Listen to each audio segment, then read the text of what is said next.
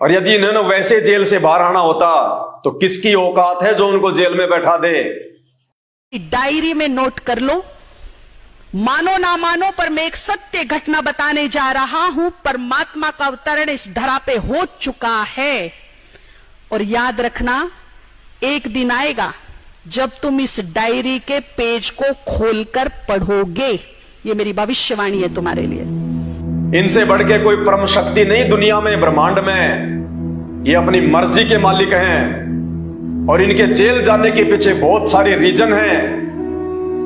आने वाले समय में 1000 वर्षों तक संत रामपाल जी का सत भक्ति मार्ग पूरे विश्व में चलेगा। यही एकमात्र धर्मगुरु होंगे, इन्हीं का ज्ञान होगा, इन्हीं के मंत्र होंगे, इन्हीं की आरतियां चलेंगी। धरती पे दूसरा कोई धर्मगुरु नहीं होगा, दूसरा कोई भगवान नहीं होगा। 1000 वर्ष तक इनके ज्ञान को, इनके भक्ति मार्ग को सुचारू रूप से अपनी गैर हाजिरी में चलाने के लिए इन्होंने कुछ इंतजाम करने हैं। उसके मद्देनजर आज ये जेल में बैठे हुए हैं। 28 साल से इन्होंने अपने भक्तों को जो अनमोल ज्ञान दिया है, दुनिया वालों से हटके जो परम ज्ञान दिया है, उस ज्ञान पर इनके भगत कितना जो है वो चल पाए हैं, कितना वो चल रहे हैं। उनके खुद के भगत संत रामपाल जी को कितना समझ पाए हैं। खाली संत रामपाल जी को एक संत के रूप में ले रहे हैं या फिर परमेश्वर के रूप में ले रहे हैं। संत रामपाल जी को उनके भगत किसी भगवान के द्वारा भेजा गया कोई अवतार मानते हैं या स्वयं ही उनको भगवान मानते हैं। वो अपने भक्तों के भी कॉमन सेंस की जो ज्ञान उन्होंने अपने भक्तों को दिया है उसकी परख कर रहे हैं कि मेरे कितने हैं और काल के कितने हैं। अंतिम समय में मुझे कितनों को साथ लेके जाना है और कितनों को यही छोड़ के जाना है जो उनको नहीं समझ पाए।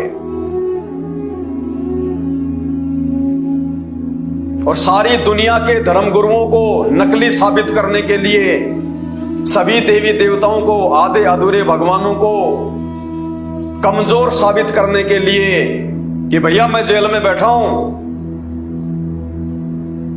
और जब वो विनाशकारी समय आएगा,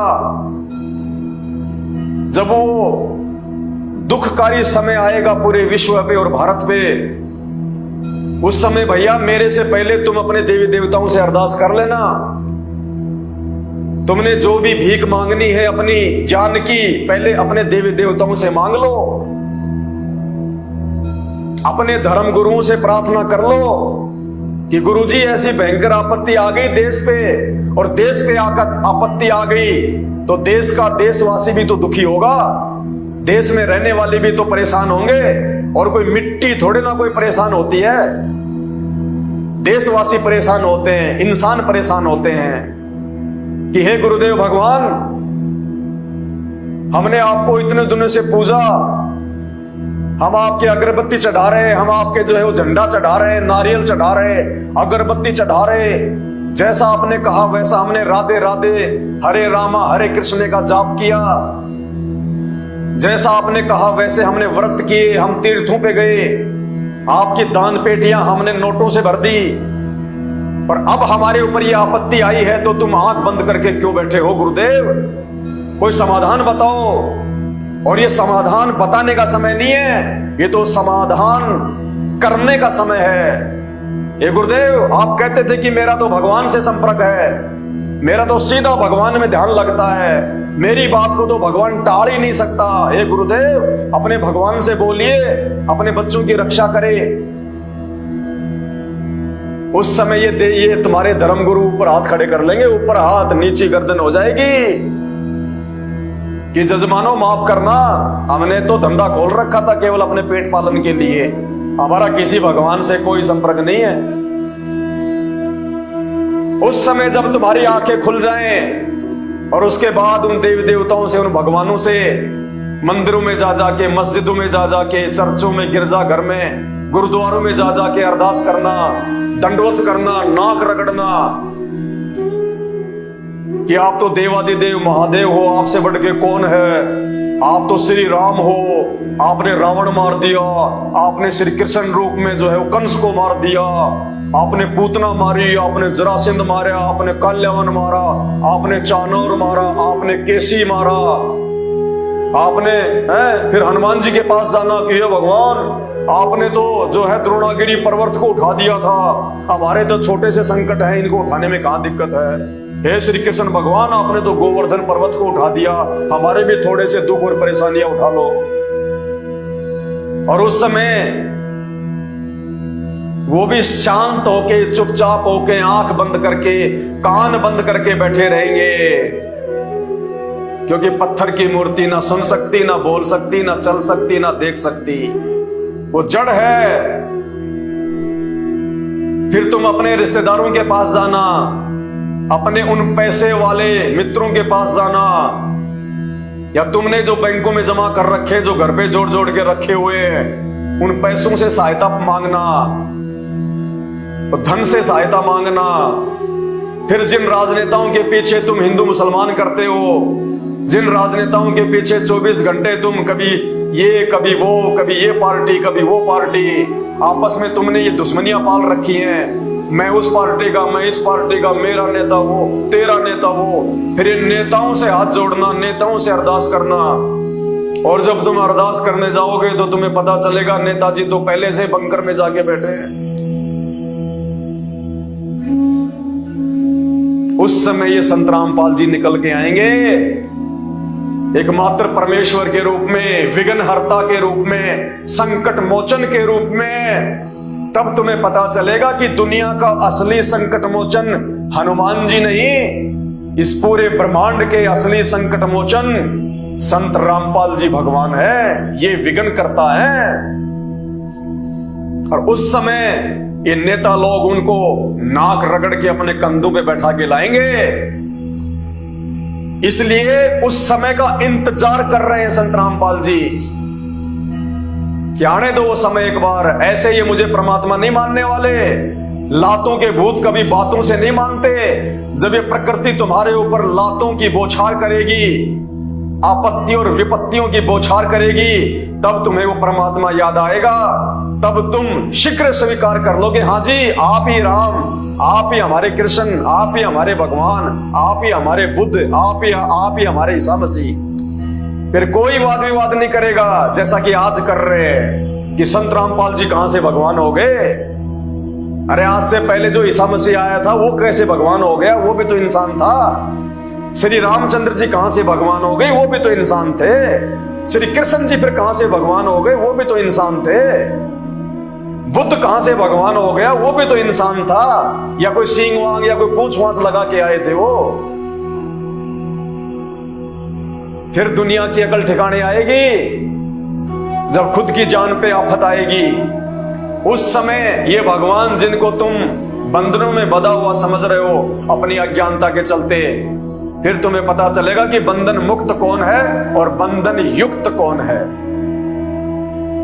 इसलिए समय का इंतजार करो।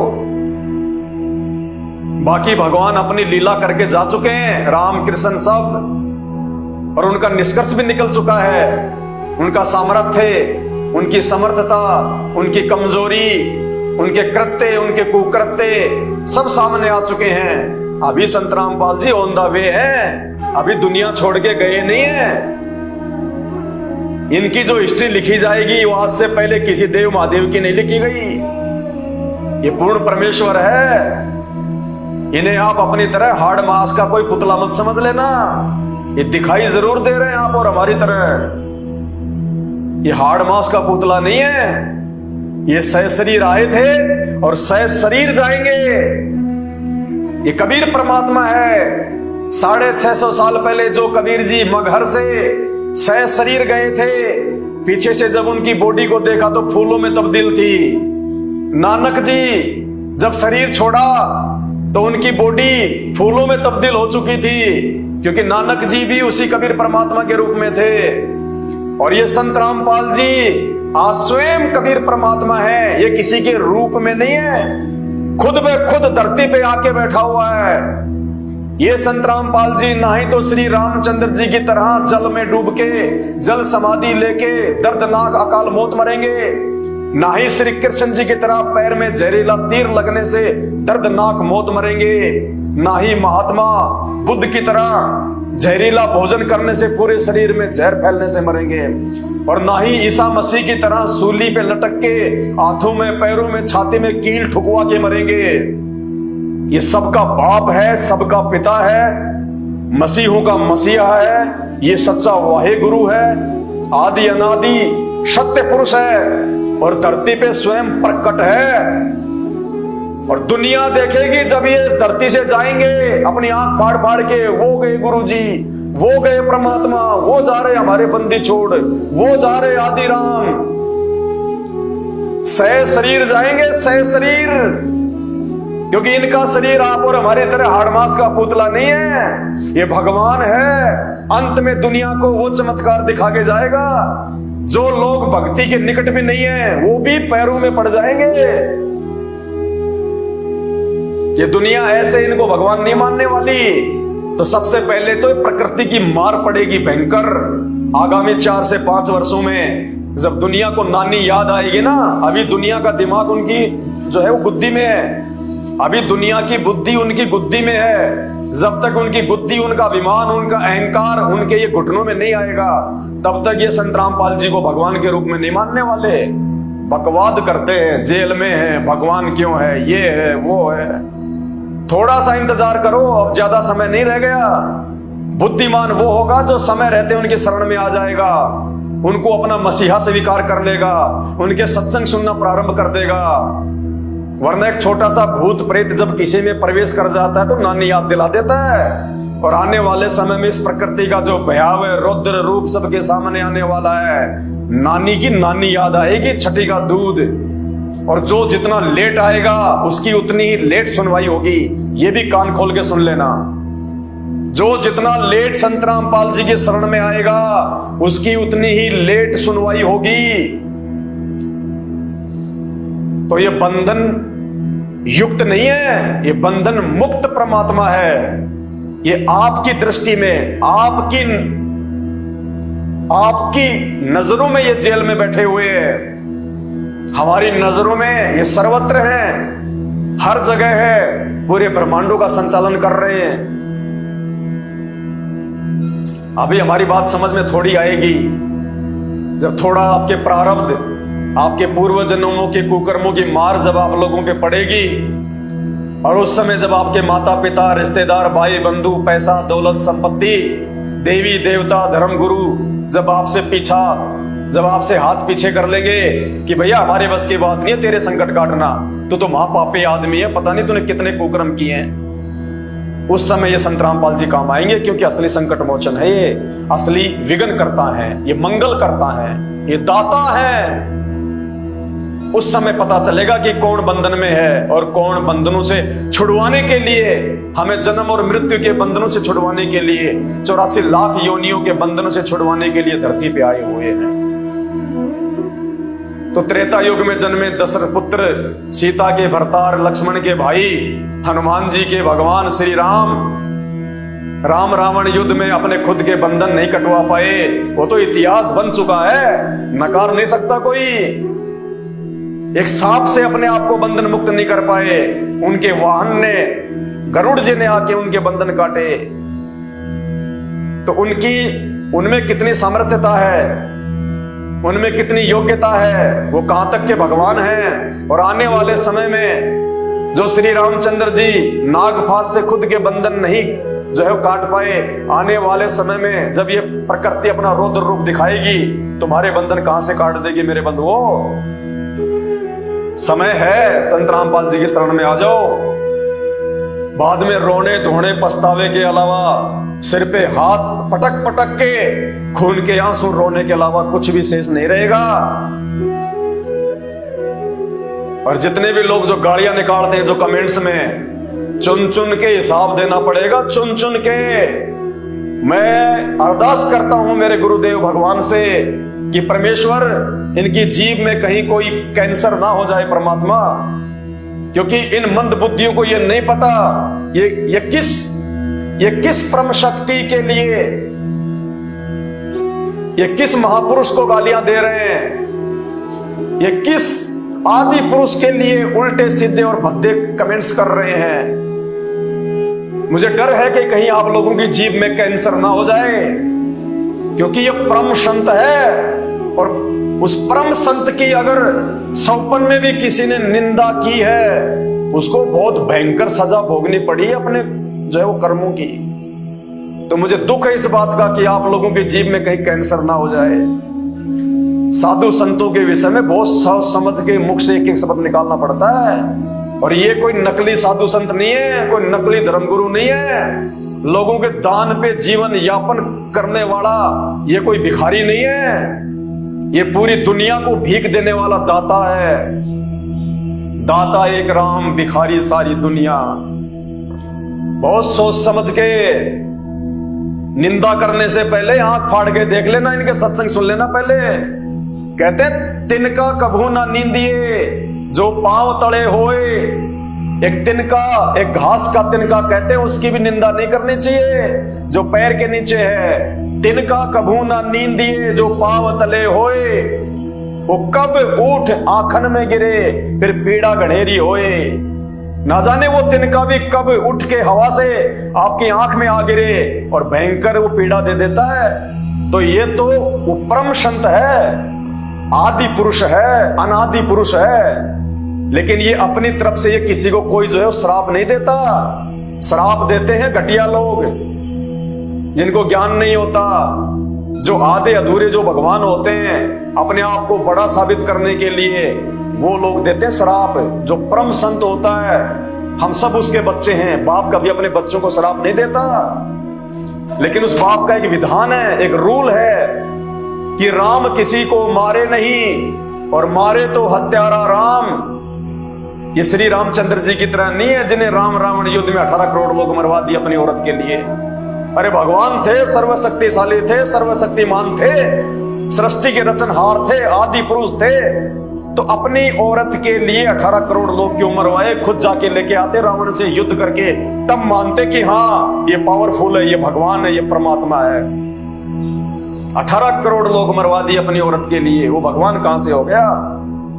स्वयं में अगर सामर्थ्य था, अगर पुरुषार्थ था, स्वयं लेके आते, तब मानते कि आदि राम है। तो कहते हैं वो राम, वो आदि राम, सबका बाप। राम किसी को मारे नहीं, मारे तो हत्यारा राम। अपने आप ही मर जाओगे ये कर कर खोटे काम। तो भाइयों, किसी भी साधु संत के विषय में बिना उसकी तहकीकात किए बिना, बिना उसके सत्संग और ज्ञान से परिचित हुए बिना, उसके विषय में अपनी जुबान से अपशब्द भूल के भी मत निकालना। कब कहां पे भयंकर से भयंकर आपत्ति आ गिरेगी पता भी नहीं चलेगा। क्योंकि इंसान अपना जो भी भोग भोगता है वो अपने वो कर्मों के भोगता है, चाहे वो पिछले जन्म के कर्म हो, चाहे वर्तमान के कर्म हो। इंसान हमेशा अपने कर्मों का भोग भोगता है। जैसे श्री रामचंद्र जी ने मजाक कर दिया नारद जी के साथ में, बंदर का मुंह लगा दिया, वो कर्म किया उन्होंने, वो मजाक किया, उसका भोग श्री रामचंद्र जी को भोगना पड़ा। नारद ने उनको श्राप दे दिया। तो समझो इन बातों को। अभी आप लोग भक्ति, भगवान और अध्यात्म के आसपास भी नहीं हो, आसपास भी झूठे अपने आप को बहुत बड़े मल के भगत समझते होंगे आप। असल में अध्यात्म, भक्ति और भगवान की जानकारी इस धरती पे यदि किसी को है तो संत रामपाल जी के भक्तों को है। संत रामपाल जी के भक्तों को, अन्यथा धरती पे किसी को भक्ति और भगवान की जानकारी नहीं है। ब्रह्मा विष्णु महेश को जानकारी नहीं है पूर्ण इन शास्त्रों के विषय में, भक्ति के विषय में, किसकी पूजा करनी चाहिए, कौन सा देव जो है वो पूजा के योग्य है, इनको खुद को नहीं पता। तो इनके भक्तों को, इनके साधकों को कहां से पता चलेगा? तो भाई और बहनों, हाथ जोड़ के विनती है, प्रार्थना है, आपका ज्यादा समय नहीं लूंगा, आपने इतना समय दिया, इसके लिए तहे दिल से मैं आपका आभार व्यक्त करता हूं। और मैं विनती करूंगा, मैं प्रार्थना करूंगा, हम सब एक ही परमात्मा के बच्चे हैं। हम भूल चुके हैं अपने बाप को, अपने परमात्मा को केवल देखा देखी में, क्योंकि हमने शास्त्रों से भगवान नहीं पहचाना, हमने तो हमारे दादा परदादा, उससे पहले वाले दादा और हमारे पिता जो भक्ति कर रहे हैं, हमने तो उनकी लकीर पीटनी शुरू कर दी। लेकिन भक्ति का आधार दादा और परदादा नहीं होते। भक्ति का आधार देखा देखी भेड़चाल नहीं होती। भक्ति का आधार होते हैं हमारे धर्म ग्रंथ, हमारे शास्त्र। और हिंदू धर्म में जो प्रमाणित शास्त्र हैं, चारों वेद और गीता जी, और उनमें भी कंप्लीट ज्ञान नहीं है। इसीलिए उस आदि राम, आदि पुरुष, उस कबीर साहिब को संत रामपाल जी के रूप में एक तत्वदर्शी संत बन के स्वयं आना पड़ा है, ये ज्ञान देने के लिए। तो विचार करो इन बातों पे, सत्संग सुनना शुरू करो। ये मानव शरीर बहुत अनमोल है, मानव जन्म दुर्लभ है, ये मिले ना बारंबार। पेड़ से पत्ता टूट गिरे वापस नहीं लगता डार, बाद में रोओगे पछताओगे। और वर्तमान में भी ये आधे अधूरे भगवान, ये धर्मगुरु तुम्हें कितना लाभ दे रहे हैं, तुम्हें कितना फायदा हो रहा है, अंदर से तुम अच्छे से जानते हो। तुम्हारे अंदर जो है वो कितनी शांति है, या तुम कितने दुखी हो, तुम कितने परेशान हो, तुम्हें अच्छे से पता है इन बातों का। फिर भी देखा देखी में लगे हुए हो, क्योंकि तुम्हारे पास ऑप्शन नहीं है। जाएं तो कहां जाएं, इसको छोड़ेंगे तो दूसरा भी वैसा ही मिलेगा। तो अब जो जानकारी आपको दे रहे हैं हम लोग संत रामपाल जी के विषय में, वो वैसा ही नहीं मिलेगा। वो वैसा मिलेगा जैसा आपको आज से पहले कभी जिंदगी में नहीं मिला। वो परम दयालु, वो सुखदायी परमात्मा, जिनकी थोड़ी सी महिमा करने से, जिनकी थोड़ी सी भक्ति करने से वो सुख दे देगा, जो सुख आपको ब्रह्मा विष्णु महेश तीनों देवता मिलकर लाख जन्म में नहीं दे सकते। और फिर देखो जो आत्मिक सेटिस्फैक्शन आपको मिलेगा, उसकी आप कल्पना भी नहीं कर सकते। तो बस दास की इतनी सी विनती है, बाकी आपके भद्दे कमेंट्स का, आपकी गालियों का, हम संत रामपाल जी के भगत हैं। हम किसी ऐरे गहरे साधु संत के भगत नहीं हैं। हम किसी चंदन लगा के, रुद्राक्ष की माला पहन के, चुंडित मुंडित लाल पीले कपड़े पहन के, चिमटा हाथ में लेके, कान फड़वा के, हैं हरे राम हरे कृष्णा राधे राधे श्याम मिला दे, ये बोलने वाले के भगत नहीं है। हम सर्वशक्तिशाली, सर्वशक्तिमान परम पुरुष, आदि पुरुष, अनादि पुरुष संत रामपाल जी के भगत हैं, जो प्रमाणित संत हैं शास्त्रों के अनुसार। और उनकी भक्ति का ये असर है, ये प्रभाव है। आप चाहे कितनी गालियां दो, कितना ही जो है आप जी मतलब वो बुरा भला कहो, हमारे कान के आसपास भी नहीं फटकती तुम्हारी बातें, आसपास भी। और तुम अपने आप को सच्चे सनातनी, फोटो लगा रखी है हनुमान जी की, फोटो लगा रखी है राम और सीता जी की, फोटो लगा रखी है हिंदू राष्ट्र, फोटो लगा रखी है, नाम लिख रखा हम सनातनी, सच्चे सनातनी, और तुम्हारे मुंह में गुटका जुबान पे गाली। क्या देश को हिंदू राष्ट्र बनाओगे? पहले खुद तो सुधर जाओ, पहले खुद तो संभल जाओ, पहले अपने आप को चेंज करो, अपने आचरण को चेंज करो, अपनी आत्मा को साफ करो। अरे आत्मा तो तब साफ होगी जब पहले आप अपने मुंह को साफ करोगे। तो हमारे अंदर संत रामपाल जी भगवान ने भक्ति का वो सॉफ्टवेयर डाल रखा है जिसका दुनिया में कोई एंटीवायरस नहीं है, जिसको कोई तोड़ नहीं सकता उस सॉफ्टवेयर को संत रामपाल जी के अलावा, और वो कभी तोड़ेंगे नहीं। तो हमारे ऊपर आपकी गालियों का, आपके इन भद्दे कमेंट्स का कोई असर नहीं पड़ता है। हमारे अंदर इतनी सी भावना भी नहीं आती। हम तो ये सोचते हैं कि परमात्मा कितने नादान हैं, कितने बुद्धिहीन हैं।